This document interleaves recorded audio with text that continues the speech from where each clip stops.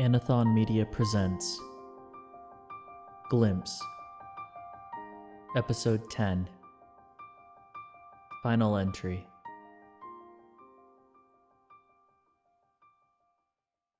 Previously on Glimpse. Are you ready for today? I heard Jake got something new for us to try. There's a new drug circulating around, and people have started calling it Glimpse. Hellhound, in the mirror. What is Glimpse, and how did you get it? All I was told is that any reflective surface becomes a window to see alternate realities. Is it possible that Glimpse does more than just let you see the alternate reality? Alternate universe, Isaac! It looks like the sun is already going down. What the fuck is that? I don't know. Travis waved us down and brought us to where he stayed. The basement was damp and had a musky smell. Do you think they can hear us? We can get out this way, through the storm drain. We watched as Jake raised his gun and pointed it at Travis. Ah! Holy shit, Jake! Jake vanished into the tunnel. Isaac, you and Sam get Camille and run on ahead. Felix, Travis, and I will follow behind. They're on the beach, Ashton. You guys can't come here. We made it to the boat, so we're safe, but there's about 6 of them watching us from the shore. That's where we need to go. The Holy Grail? The walking cooler is the best protection I've found. And that was the last time we saw her. Travis and I woke up and Ashton was gone. Most of what I know comes from Jake's audio recordings. No. This is bullshit. I am so close. Get between us, kid. Hey, he's with us. Go back to where you came from. Recently, we've seen more and more hounds, and it has become increasingly unsafe to search for resources during the day. Now we go at night, since I can keep us safe from the demons. Can anyone else command these demons? I'm the only one. Without any tact or shame, he continued to ask around about Jason's strange ability to keep the demons away. Where are you? The Ohio Stadium. You need to come to where I'm at.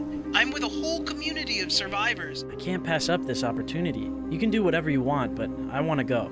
It snarled, revealing the maw of shark teeth I had seen in the bathroom mirror on the day this all started. The 3 of us, battered, bruised, and filled with terror, eventually made it to the gates of the stadium, where we would meet the Children of Light and the one who would destroy us. You think injecting yourself with the blood of a dead person with a specific blood type that's been stung by a banshee can actually give you the power to control them? Jake believed it wholeheartedly after reading this, and now his eyes are a different color. I think Anathon, or at least Beta World's version of Anathon, created Glimpse from these creatures.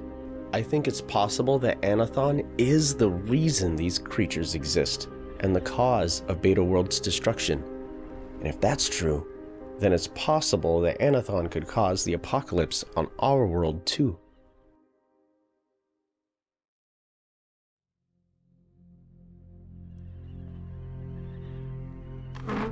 After all I've read and what you just told me, I don't know what to say. This is so crazy and insane and a whole bunch of other words that mean crazy. I know. It's time for you to finish the story. What happened before you guys came back? I promised I'd tell you, but it's not easy. The truth is, not even Felix knows what happened. Nobody told him? No. We lied because we knew what he would do if you found out. But let me finish the story. Isaac, myself, and Camille arrived at the stadium after an encounter with the Howler. I think I had a mild concussion from falling back and hitting my head, so I was already kind of out of it. And I know it's, as Isaac says, illogical for me to feel guilty, especially since we couldn't have known or anticipated what happened next. But it's something that eats away at me. If only I had convinced Isaac to return to Jake's to meet up with the others instead of going to the stadium, then none of this would have happened.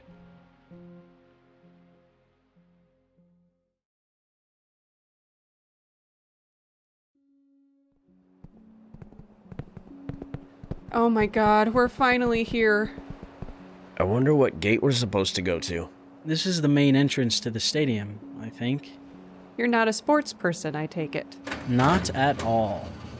Hey, you must be the peeps Jake told us about. I mean, I am pretty sweet. I just don't have that gooey marshmallow center.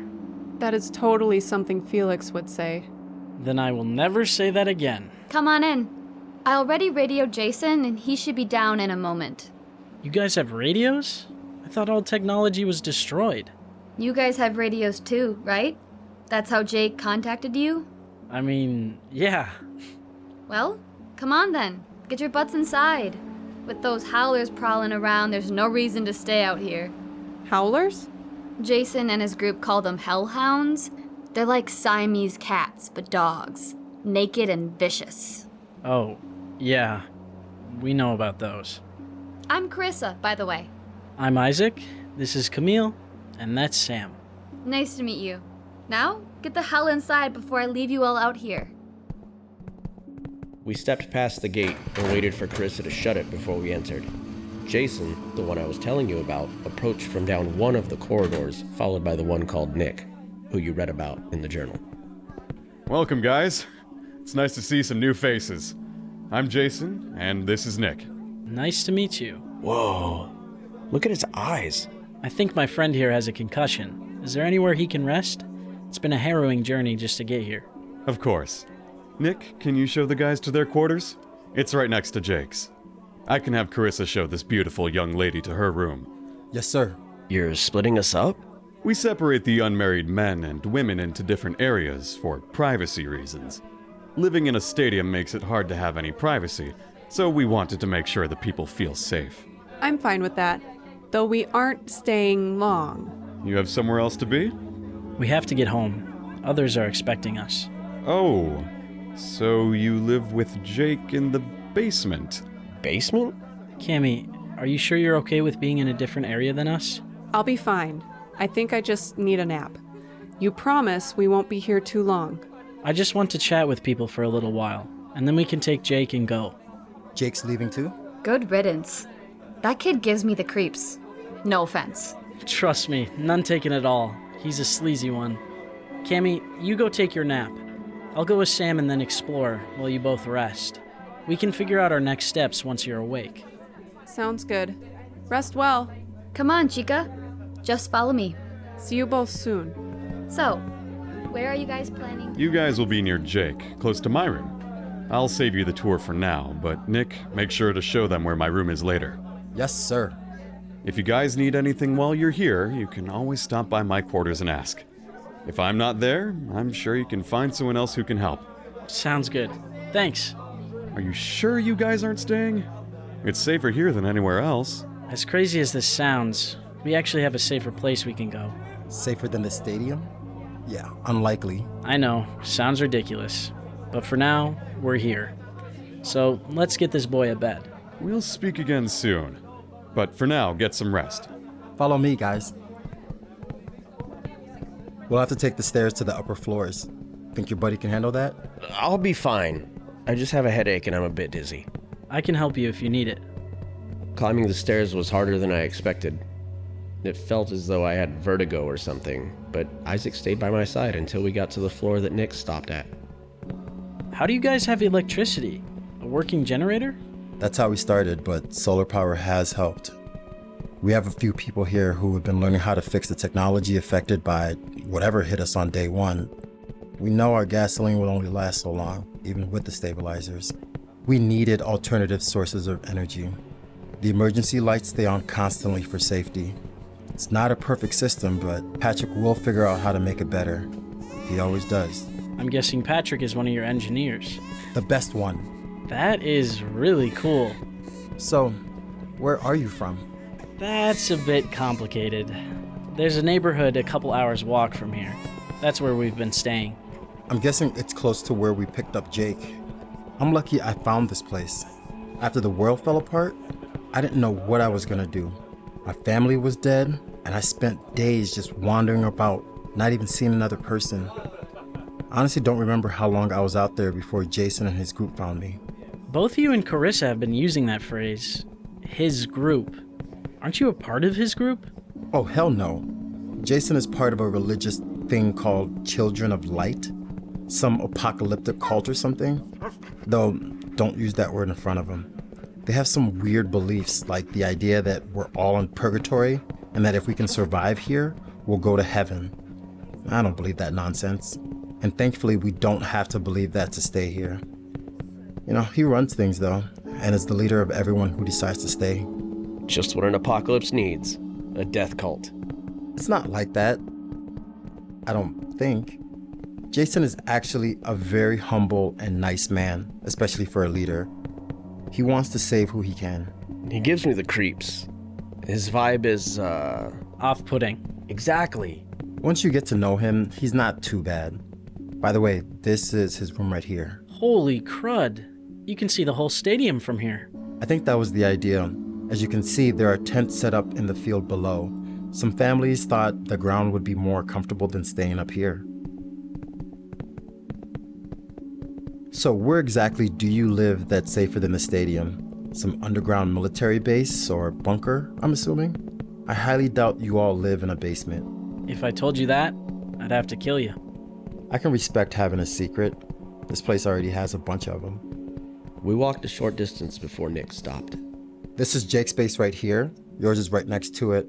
It's cramped, but it has 2 beds. I think this used to be some sort of taco restaurant or something, or maybe popcorn. Who knows? Oh my god, a bed. Hold on, Sam. Let me see your eyes. Why? Shit! What the hell? Well, your pupil dilation is normal and even.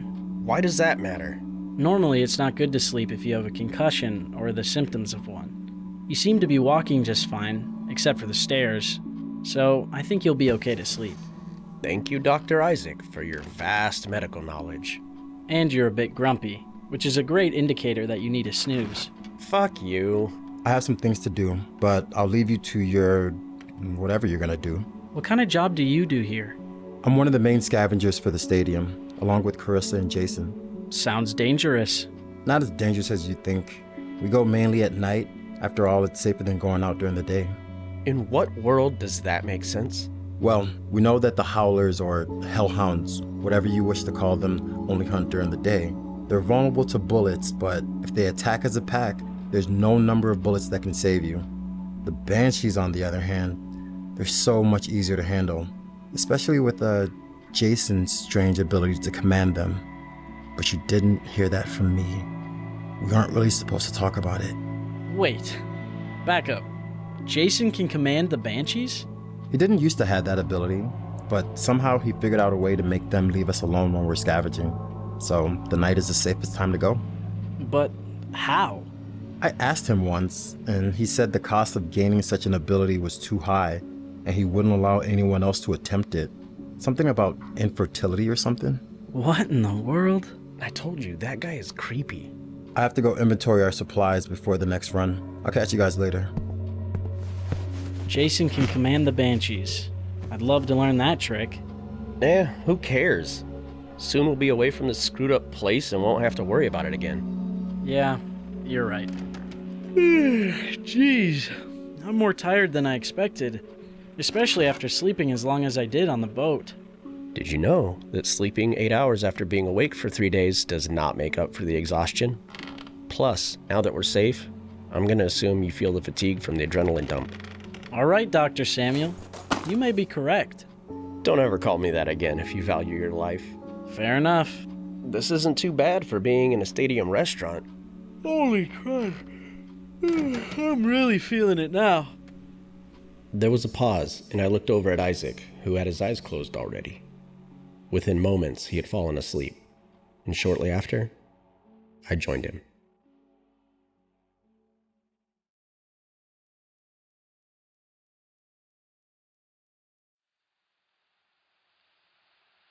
So, this is it, huh?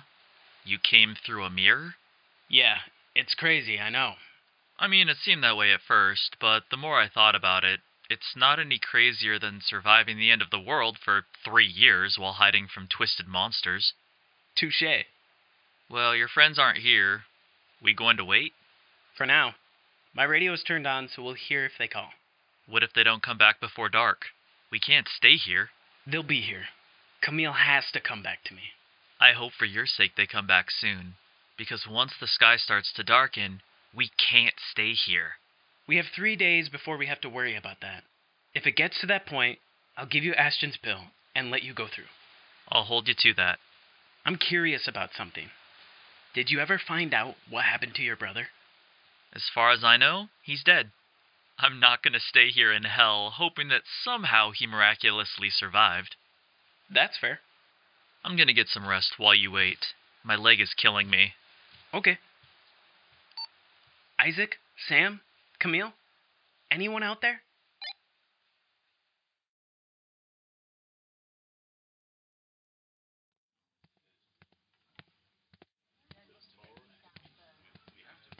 Knock, knock. Oh shit! Jake! How are you liking your new digs? It's cozy. Are you allowed to be over in this area? Oh, for sure. During the day, anyone can wander the stadium. That separation rule only applies in the evening when people are getting ready for bed and such. How the hell can anyone even determine what's evening or day with such a screwed up planet rotation? They have clocks here. From what I've learned, not all technology on the planet was destroyed, just the stuff on the surface. There are places underground that still have working stuff, so they have clocks. Huh. Where are the others? Some guy took them to their temporary room. I think Sam is going to take a nap and Isaac is going to spend some time chatting with people. I was going to rest for a bit before we head back to your place. You're going with us, right? Of course. Who'd want to stay here? I'm guessing we'll be leaving in a few hours. That doesn't give me a lot of time. You sure you guys aren't willing to stay a while? Not while Ashton, Felix, and Travis are out there with no idea what happened to us. I actually got a hold of them using the stadium radio. It's got a longer range. The others are back at my place waiting. I told them that you guys were on your way here and we'd head back in a while. They're fine? Oh, thank God. How's Travis doing? He's actually doing great under the circumstances. Thankfully. I fucked up with that one. I know you guys probably all hate me, and I'm sorry for doing that. I was panicked, and I was trying to give us a way out, especially since I was the one that got us into this mess. You know, as much as I hate to admit this, I actually understand. I don't think it was right, but it makes sense. However, if you would have waited a little bit longer, we could have all made it to Travis's boat and been safe. You sure know how to make a guy feel better. It's what I do. Look, I know you were planning to rest, but I have something I want to show you. It's really cool. I'll show Isaac and Sam later, but I don't think they'll appreciate it as much as you would. What is it? You'll have to come with me and find out. I'm really exhausted. We got attacked by one of those howler things on the way here, and my foot really hurts from twisting it. It won't take long, I promise. Think of it as my super epic apology for getting us into this mess. Fine. Lead the way. Jake kept his recorder on, though I don't know why. He led Cammy back downstairs. Where are we going? The boiler room. Why? There's something there that you need to see. Think of it as one of the many secrets this place has locked away. What does that blue stripe on the wall mean? I've seen it a couple times now. Beats me. A graffiti artist, maybe? I suppose anything can pass for art these days. They kept walking, and I could hear a door open. Normally they keep this locked, but I'm a beast at getting into places I shouldn't. I'm feeling a bit uncomfortable. What if someone catches us here? Nobody comes down here much, and you'll see why in just a second. What the actual fuck? I told you. Is that a banshee? They've kept it locked up here for years to study. That UV lamp keeps it weak so it can't escape. This is unreal. Come closer. No, I think I'm fine here. It's injured and in a cage. It can't harm you. You have to see it up close. Ugh. Wow. I saw a bunch of these things while I was on the boat, but it was hard to make out any details in the dark. I know this will seem like the most random question, but you're a universal blood donor, right? Yeah? Why? Something I was reading earlier about blood. I just remember how you once talked about donating blood because you had O-type or something. So I was just making sure I wasn't remembering wrong. No biggie. Just a random thought. You are a strange man, Jacob. Look at this thing. It's like a black blob. It doesn't reflect light at all. It looks like an empty hole cut into the universe. Very poetic. You can see that it's missing a leg, so these things aren't invincible. We won't have to worry about them at all once we get back home. What do you need a crowbar for? Don't tell me you're going to open the gate. Hell no. I ain't that stupid. It's fun to poke it. That's kind of mean, don't you think? It's a monster bent on our destruction. How is poking at it mean? It's not like it can do anything, but fine. I'll leave it alone. Wow. You know, I disagree with you about Isaac and Sam not appreciating this. Isaac would flip to get this close to a banshee. He spent all night studying them on the boat and... Oh, good. You still have a pulse. I've never hit somebody in the back of the head with a crowbar before. Wasn't sure if I would knock you out or kill you, but lucky me, I got it right the first time. You have no idea how fortunate I am that you guys decided to come for me. It would have taken way too long and drawn too much suspicion to ask people around here their blood type. Luckily, I remembered yours. I doubt you can hear me, but I really am sorry about this. I'm not doing this for power or anything, but if this apocalyptic event happens on our world, I'm gonna be like Jason and save those who survive. Now, I just need to slide your hand through the bars. Alright, buddy. Time to do your stingy sting thing. I can only imagine what transpired based on the audio. Jake slipped Cammie's hand through the bars and the creature stung her, just like Jake had hoped. He was following the instructions laid out in the events of the journal. First it was a sting, then the hallucinations, and then death. Jake tied Cammie's arms and legs to prevent any escape attempts if she were to wake up. And then he sat down and waited for her to die.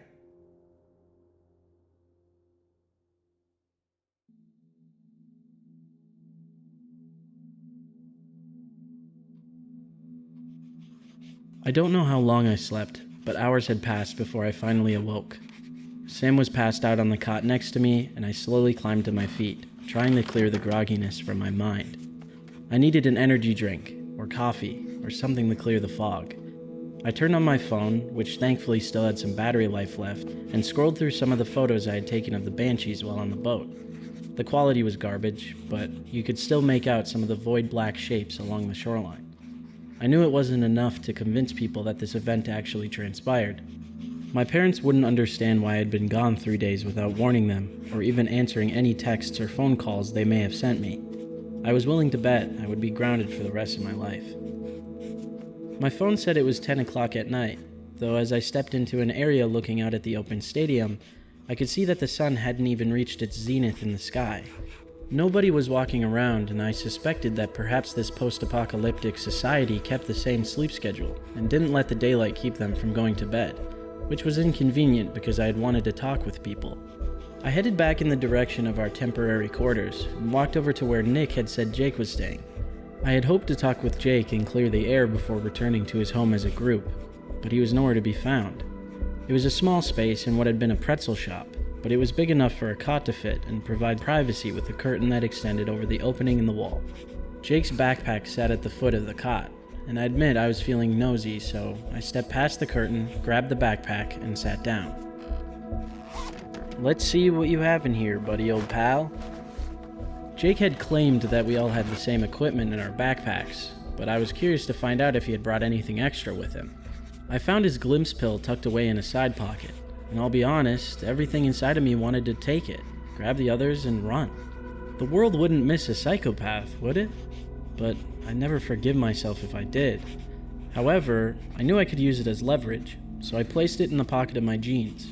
I couldn't find his gun or audio recorder, but there was a notebook journal inside the main pouch, which baffled me because Jake said he didn't write. With my curiosity getting the better of me, I removed it from the backpack and turned to the first entry. I don't know how long I was reading for, and it wasn't until I got to the end that my heart sank. because I knew. Call it a gut feeling or my keen intelligence that had immediately constructed a possible scenario, but I knew what Jake wanted. I understood why he really called us here. It was so obvious that I didn't even question whether they still had the Banshee in the boiler room. Whether I was right or wrong, it was obvious. I left the journal on the bed and raced toward Jason's room, hoping that he was there. Closed blinds blocked the window that looked into his quarters, and without hesitation, I pounded my fist against the door. I even took the bold step of grabbing the knob and turning it. The room was dark due to a blackout curtain over the window overlooking the stadium. I fumbled for a light switch. I wasn't disappointed. It flickered on, and I could see Jason had just sat up in his bed, looking dazed. What? What's wrong? Does the blood work? I need a bit more context to that question. The blood serum that Dr. Janine injected herself with. Does it work? Is that what gives you control over the Banshees? How do you know about that? Answer the fucking question. Look, I don't think I got your name. Shut the fuck up. Don't give me this bullshit cult leader runaround. Answer my question. It was like an explosion of emotion inside of me. Feelings I've held down and suppressed for a very long time. I couldn't explain it. I can't explain it. I just couldn't handle what I felt. I was having my Jake moment, a mix of panic attack and adrenaline, and anger, all mixed into a single moment. I'm just glad I didn't have a gun. Jason stood from his cot and blinked. Look. No, you look. You're gonna take me to my friend Camille right now. She has O-negative blood and Jake knows that. He's not in his room. I'm sure he believes that everything described in that journal of yours is what will give him the ability to control the Banshees. What? But it doesn't... well, not completely. Get me to Camille, or I swear to God. Okay, come with me. I didn't have to say anything more, as Jason, dressed in blue plaid pajamas, grabbed a set of keys off the side table and rushed past me out of the room. I followed. He led me down one floor into the other side of the stadium, to a small alcove where Camille stayed. She wasn't there, and her backpack sat unopened on the bed. Since I didn't have a backpack of my own anymore, I grabbed hers and put it on, knowing that once I found her, we were getting Sam and leaving. Do you still have the Banshee in the boiler room? Yes. Then let's go. At this point, there was no reason for Jason to argue.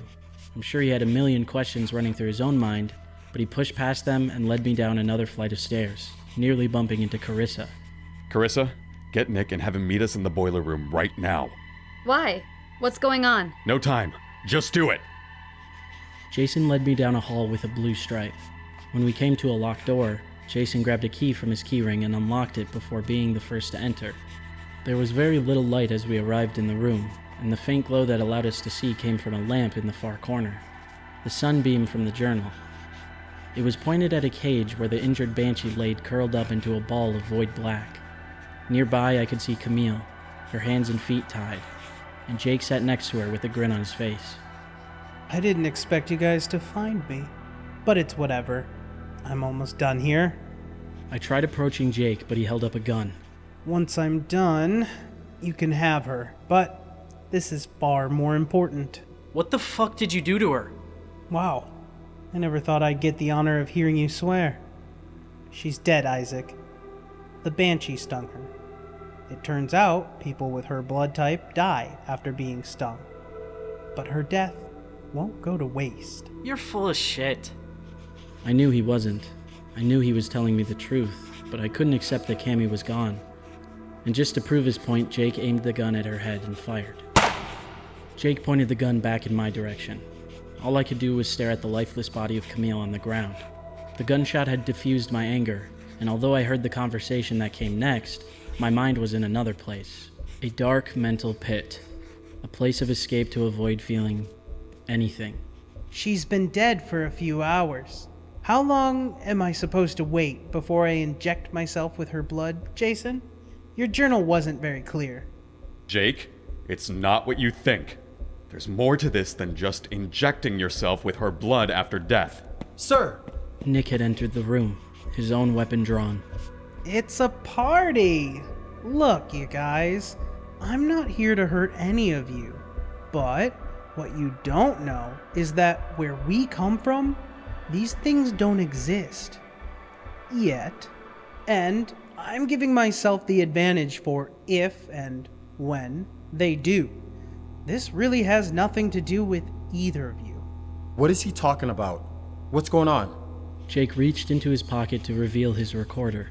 He tossed it towards Jason, who caught it. You don't have to believe me.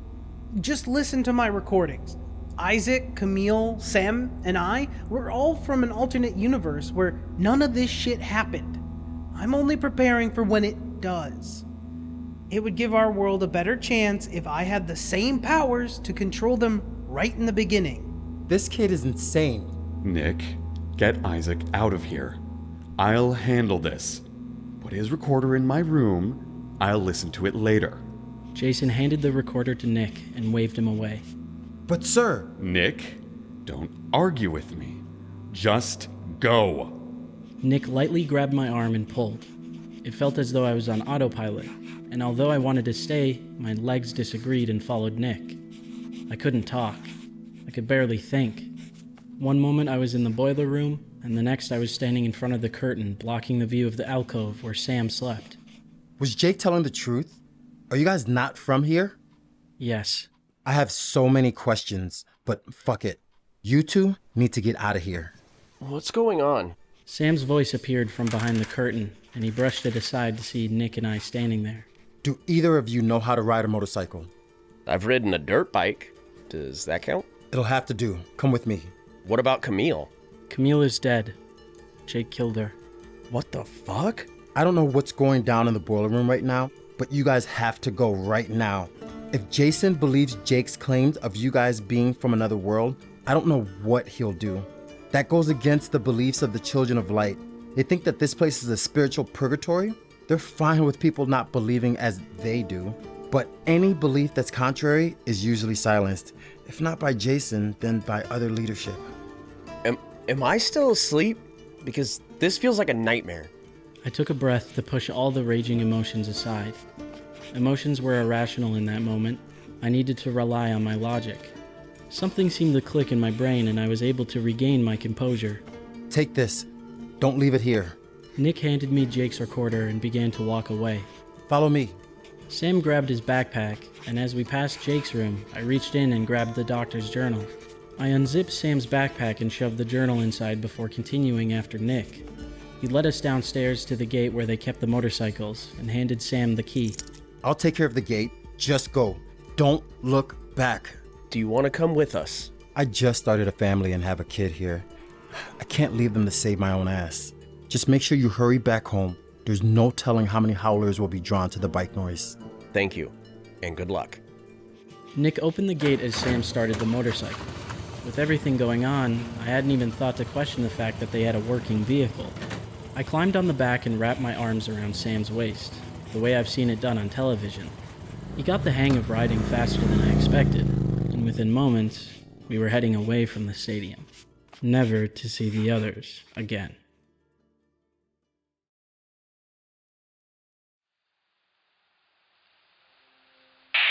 Felix, Ashton, anyone there? Holy shit! It's about fucking time! Where are you right now? We're at Jake's waiting for you. Get through the mirror right now. We have howlers on our tail. Howlers? Felix, just do what I say for once in your fucking life and return home. We'll be there soon. But... okay, we'll go through. Well, that sounded overly dramatic. Does that mean we're heading to your world? Yeah. Sorry. Yes. Here's Ashton's pill. Swallow, don't chew, and you'll see the reflection change. Holy shit. You weren't lying. I can just step right through? Go ahead. I'll follow. Hurry home, guys.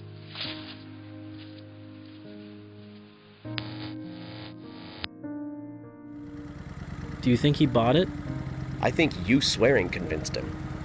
And you'll back me up on this. Felix can't know what Jake did or he'll never leave. I know, We'll have time to process our trauma once we get home. For now, let's move before we have any unwanted guests. Sam and I had stopped at the abandoned car along Highway 315 so I could retrieve my journal from the backpack I had left behind.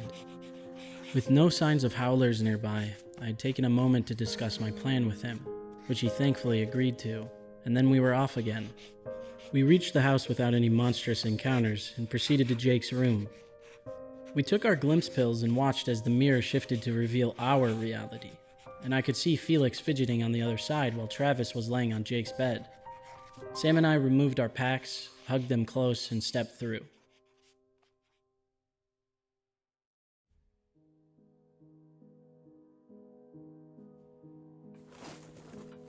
Holy shit! Isaac! Sam! What the hell? Where's Camille? We couldn't... Felix, I'm sorry. She didn't make it. What? What happened? She didn't make it, as in she's still over there? Please tell me that's what you mean. She's dead, Felix. No. This is bullshit. She isn't dead. There's no fucking way she could die and leave me. There was another threat that somebody didn't tell us about. Why are you looking at me? Are you telling me that out of all the times you've gone outside to hunt, you've never seen a howler? A what? What's a howler? The day equivalent to a fucking banshee. This can't be happening. This cannot be happening.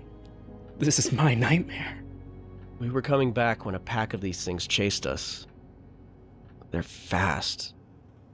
Too fast. One of them got Camille. I'm so sorry. We barely escaped. No, I... Felix fell to his knees, and I could see the tears beginning to flow. It was only then that I noticed who was missing, and who didn't belong. Where's Ashton? And how is Travis here? She's gone, my dude. Stepped out to contact you this morning and disappeared. Felix here looked for hours, but she was nowhere to be found. The words hit me like a bus, and I could feel myself shutting down again. 3 out of the 6 of our group hadn't returned. No. I can't believe this. This isn't... No, I need to go find Ashton. Isaac! Come on, man. There's time for a panic attack later. We need to get back home to our parents so they know we're okay. What the hell? You want to go home and pretend everything is normal? What else can we do? You already took your glimpse pill, and if you go back, you won't have another one to return. I have Jake's pill. And if you found Ashton, how would she get back? I yanked on the zipper of Camille's backpack and flipped it upside down, dumping everything on the floor, hoping that Camille had somehow left her glimpse inside. It was nowhere to be found. I'll give her Jake's pill so she can come back and I'll stay behind. Or maybe if I hug her, we can both get through like the backpack. I don't care. Either way, we can't leave her over there alone. I shouldn't be the voice of reason here, but you can't do that. I sure as hell can. Camille may be dead, but we don't know that Ashton is. Sam's expression was one of pity, and he shook his head. Nope. Whether you hate me for this or not, I'm not gonna let you go back to that fucking nightmare. Before I could do anything, Sam grabbed the baseball bat that Jake kept behind his door and swung. He let go of the bat before impact.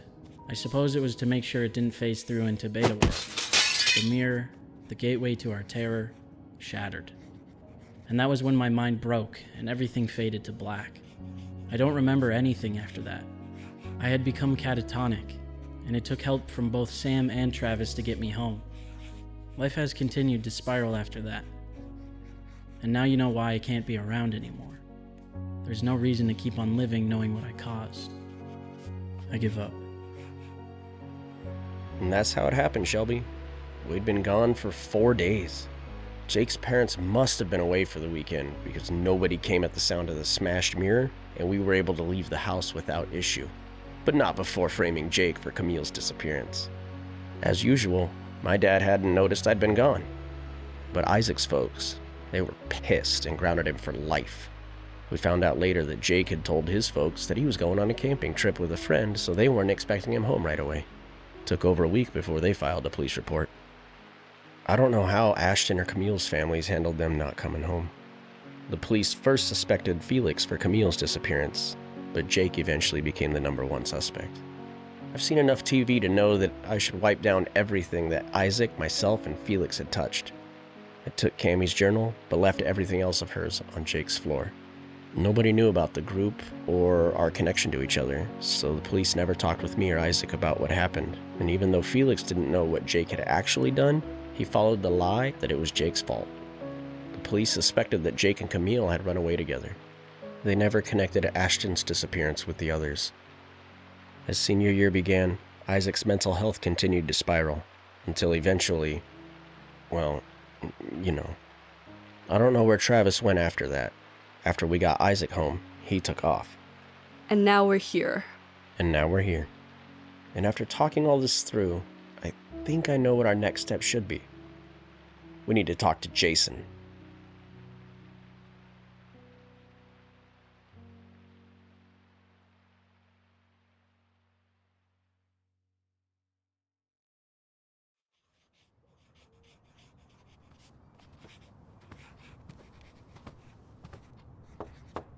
Hey man, I just wanted to check up on you.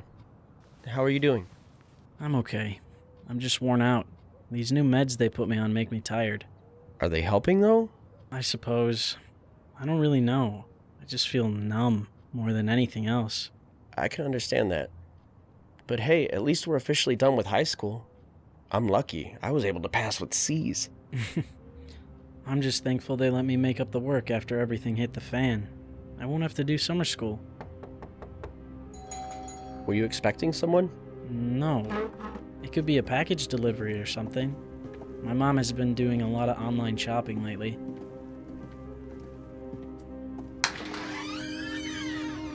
Isaac, Sam, you're both here. Perfect. What the actual fuck? Look, I know you guys hate me, and I don't blame you. I really don't. But I came to make up for it. How could you possibly think you can make up for killing Camille? And how the hell did you get back with the mirror smashed? That doesn't matter right now. What matters is, I know where Ashton is. She's alive.